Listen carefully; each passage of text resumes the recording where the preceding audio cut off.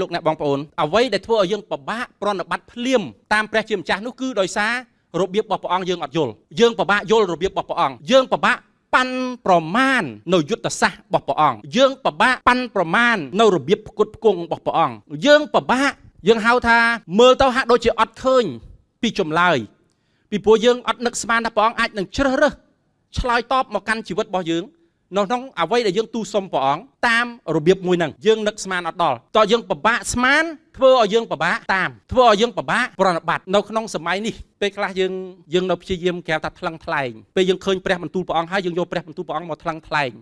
មើលហើយយើងវិភាគមើលតើវាស្របអញ្ចឹងមែនដែរឬក៏អត់ឬក៏អាចទៅរួចដែរឬក៏អត់ដោយយោងតាមចំណេះដឹងរបស់យើងដោយយោងការវិភាគផ្ទាល់របស់យើងដោយយោងពីបទពិសោធន៍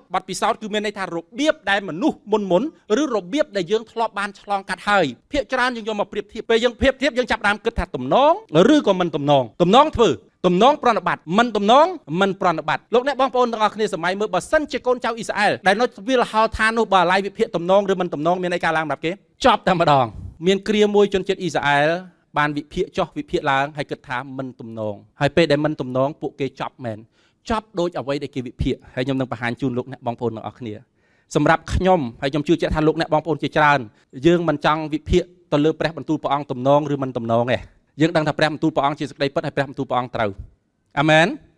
ព្រះអង្គចេះច្រើនជាងយើងព្រះអង្គដឹងច្រើនជាងយើងឥឡូវខ្ញុំបង្ហាញលោកអ្នកបងប្អូនតិចថាព្រះអង្គចេះច្រើនជាងយើងដឹងច្រើនជាងយើងដោយរបៀបម៉េចនៅក្នុងកាន់ព្រះគម្ពីរអេសាយចំពុកទី55ខទី8ដល់ខទី11ព្រះអង្គម្ចាស់មានព្រះបន្ទូលថាគំនិតរបស់យើងខុសប្លែកពីគំនិតរបស់អ្នករាល់គ្នារបៀបដែលយើងប្រព្រឹត្តក៏ខុសប្លែកពីរបៀបអ្នករាល់គ្នាប្រព្រឹត្តដែរមេឃខ្ពស់ជាងផែនដីយ៉ាងណារបៀបដែលយើងប្រព្រឹត្តក៏ខុសប្លែកពីរបៀបអ្នករាល់គ្នាប្រព្រឹត្តហើយ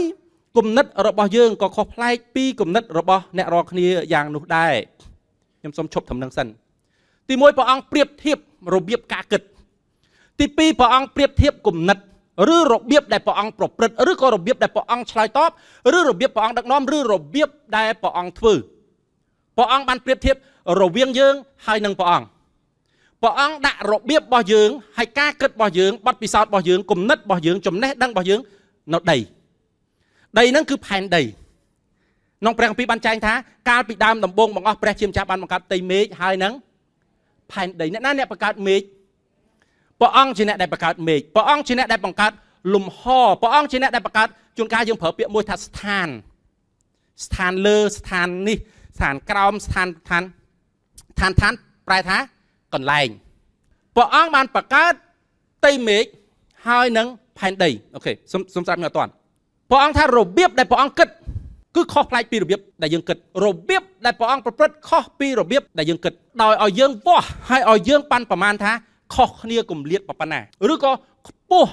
ឆ្ងាយប៉ុណ្ណាអាស្រ័យទៅលើការគិតរបស់យើងតើយើងគិតថាមេឃខ្ពស់ប៉ុណ្ណាតើយើងគិតថាលំហអាកាសដែលព្រះជាម្ចាស់បង្កើតផ្ទៃមេឃហើយនឹងផែនដីនេះឆ្ងាយពីគ្នាប៉ុណ្ណាពីព្រោះព្រះអង្គយករបស់នឹងមកប្រៀបធៀបជាមួយយើងឥឡូវខ្ញុំមានរូបភាពមួយដើម្បីជួយលោកអ្នកបងប្អូនអរគ្នាបានប្រៀបធៀបឥឡូវសូមមើលរូបភាពមួយខ្ញុំជួនកាលនៅពេលដែលយើងនិយាយពីរឿងមេឃយើងនិយាយពី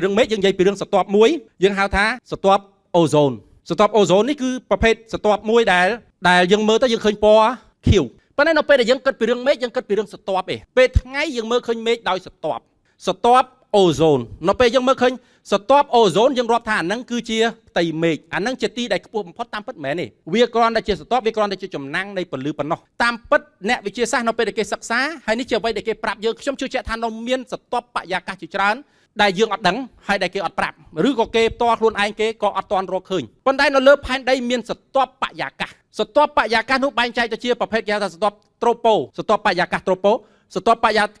នេះគឺរយៈចម្ងាយរបស់វាពីផែនដីគឺចន្លោះពី10ទៅដល់18គីឡូម៉ែត្រដល់18គីឡូម៉ែត្រនេះមានន័យថាបើយើងជិះហេលីកុបទ័រយើងឡើងម្ដុំកន្លះគីឡូម៉ែត្រឬ1គីឡូម៉ែត្រតែបើសិនបើយើងជិះយន្តហោះជិះអាតូចវាអាចឡើងចន្លោះអាចប្រហែលជា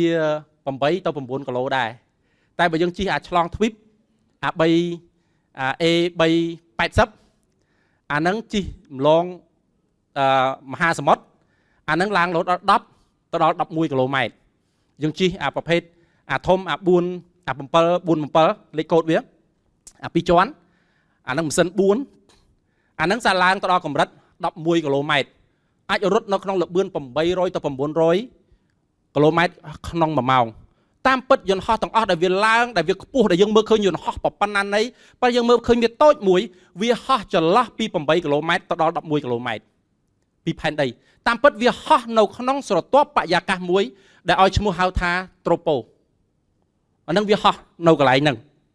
បន្ទាប់មកទៀតបើយើងចេញផុតពីស្រទាប់ហ្នឹងយើងចូលទៅក្នុងស្រទាប់មួយផ្សេងទៀតអានឹងឆ្លងកាត់អូโซនហើយឆ្លងកាត់ប្រព័ន្ធស្រទាប់អូโซនពេលដែលយើងជិះហួសពីហ្នឹង18គីឡូម៉ែត្រឡើងលើយើងលែងឃើញមេឃពណ៌ផ្ទៃមេឃទៀតហើយយើងឃើញមេឃពណ៌ខ្មៅវិញម្ដងវាបាត់ស្រទាប់អូโซនហើយម្លងបាត់ហើយហ្នឹងបាត់ពពកអស់ហើយចន្លោះពី11ទៅដល់50គីឡូម៉ែត្រខាងលើស្រទាប់នេះជាស្រទាប់មួយដែលយើងឃើញអាចផ្កាយធ្លាក់ពីលើមេឃមកដែលយើងហៅវាថាជាទេពសយុទ្ធហើយវាឆេះអាហ្នឹងវារត់ពីចន្លោះពី11គីឡូម៉ែត្រទៅដល់50គីឡូម៉ែត្រក្រៅផែនដីឆ្ងាយមែនទែន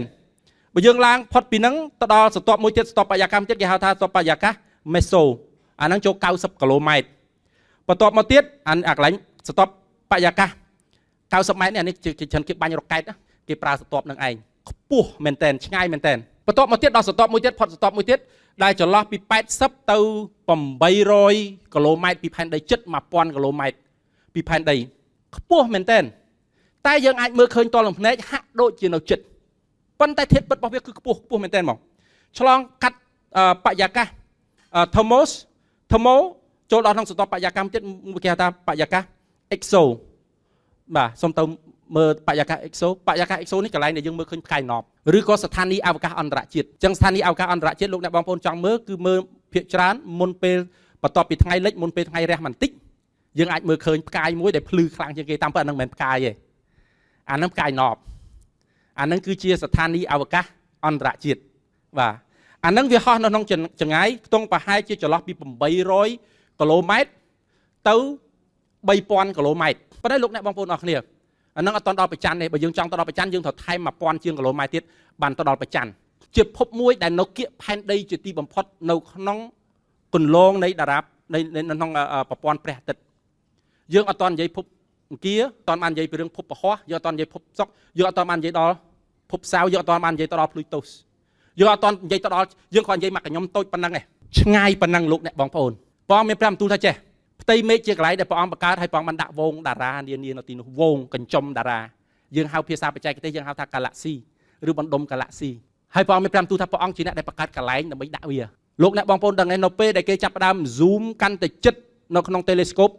តើអាកន្លែងដែលខ្មៅជាទីបំផុតកន្លែងល្ងឹតជាទីបំផុតកាន់តែ zoom ចូលកាន់តែមើលឲ្យជិតគេកាន់តែឃើញមានពន្លឺបន្ទាប់មកគេស្វែងយល់ថានៅក្នុងមាន Galaxy ថែមទៀតដូច្នេះមកដល់ថ្ងៃនេះគ្មានភ្នែកអបតិកណាមួយ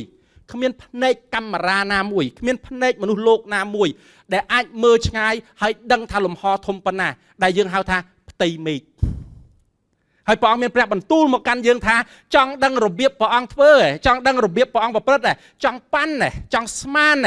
មើលផែនដីហើយផ្ទៃមេឃឆ្ងាយពីគ្នាប៉ុណ្ណារបៀបដែលព្រះអង្គគិតប៉ុណ្ណឹងដែរបើយើងមិនអាចប៉ាន់បើយើងមិនអាចទាំងប៉ាន់ដឹងថាអាទាំងអស់នេះវាហោះឡើងនៅកម្រិតប្រមាណផងយើងមិនអាចប៉ាន់ថា Galaxy នេះទៅចម្ងាយប្រមាណផងហើយយើងទៅព្យាយាមប៉ាន់គំនិត